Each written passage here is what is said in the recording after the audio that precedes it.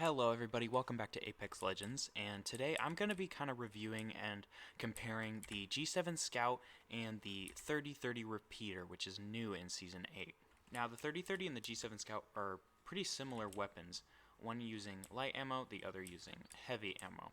Now, they both have their strengths and weaknesses, some of them being related to range, the bullet velocity, how much damage is input per bullet, and exactly how effective they are and easy to use.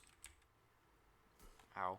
Anyway, now I'm just going to kind of demonstrate a little bit. So the G7 Scout, as we know, it's been in Apex for forever, does 34 damage to the body, and it does 60 to the head.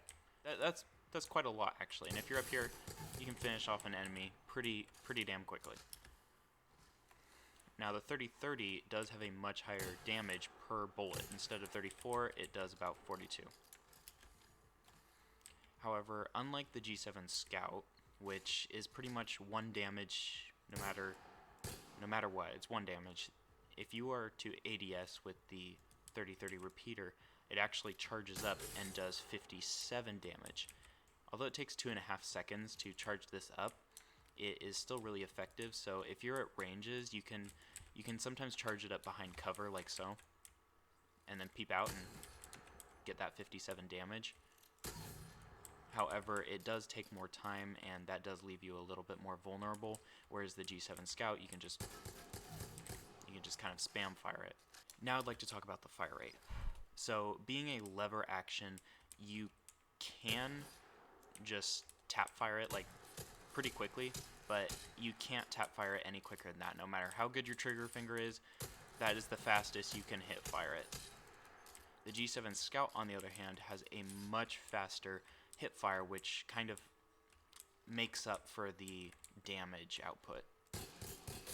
As you can see, I can pretty much put a whole mag into him in just a couple seconds if I really spam the trigger button. Now another trade-off of this with the hip fire is that the hip fire box is slightly smaller on the 30-30. If you look on the G7 Scout, when I switch between them, you can see it shrinks just a tiny bit. Now that tiny bit is really going to matter a lot when you're in a firefight, because that could be the difference between a bullet hitting your target or missing, like that. See? Hit. Miss. Well, I hit him that time, but... Now the iron sights for both weapons are pretty decent. The ones on the G7 Scout are a bit more obstructive because it has more things on the side. I understand part of that's just my skin, but these iron sights, as far as where you're directly aiming with the little red dot, are a little bit more accurate because you don't have those three little things kind of obscuring your vision of your target.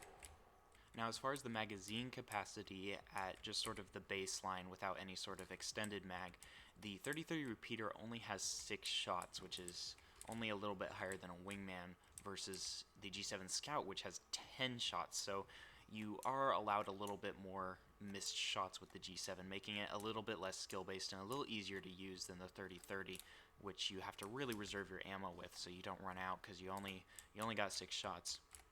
Now, as far as the recoil pattern goes, the G7 Scout is much easier to control at mid to close range because if you're aiming for the body, it has a natural recoil pattern that goes up and to the left just a little bit, which is going to mean that if you start shooting at the body, which is much easier, it's going to kind of naturally climb up, and it's going to give you a headshot basically because it's going to climb up towards the head if you're aiming at the body.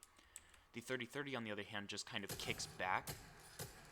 It doesn't go up barely at all, and so in order to get headshots, you're going to have to directly aim for the head. See, if I just... It does climb up a little bit, but you have to be a lot more deliberate with your headshots, otherwise you're just not going to be getting those headshots for free. Having to be more accurate and deliberate when going for headshots. So that does make it a little bit more difficult. However, it is really rewarding because the headshot damage with a 30-30 is 74, and when it's charged up, it does 100. Now, if we just charge it up and get a headshot, he's pretty much down in one hit. So that's really convenient. Now, personally, I do like the G7 Scout better just because I like its tap fire capabilities.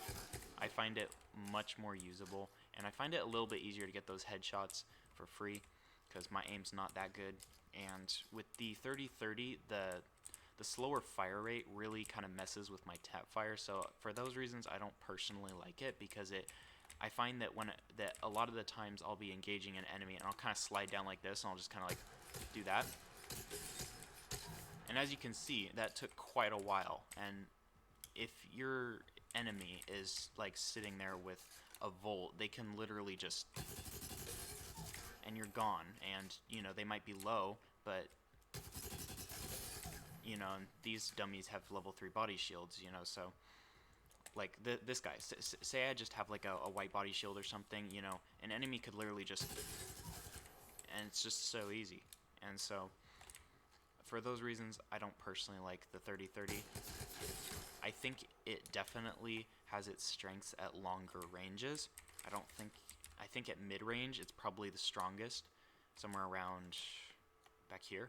This is probably the strongest range for the 30-30, because you can really get that damage in pretty easily, and you're going to be pretty effective with it at this range. Anyway, guys, if you like this video, please consider liking and subscribing, and leave a comment section down below. Let me know which one you guys like better. Do you like the G7 better? Do you like the 30-30 better? I'd be really interested to hear what you guys have to say. And without further ado, I will see you guys next time.